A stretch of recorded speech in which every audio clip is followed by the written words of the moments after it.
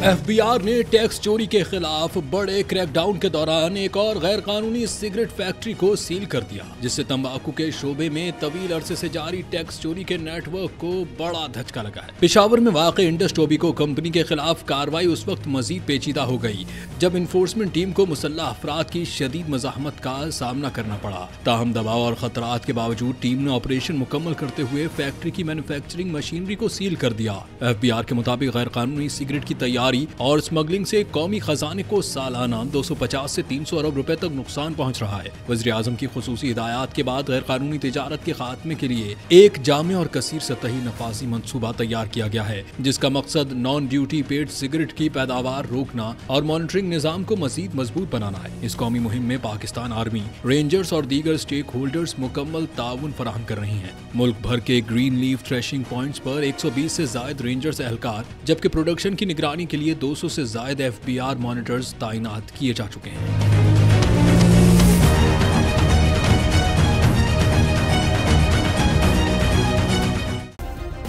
Subscribe करें और bell दबाएं ताकि कोई खबर रह न जाए।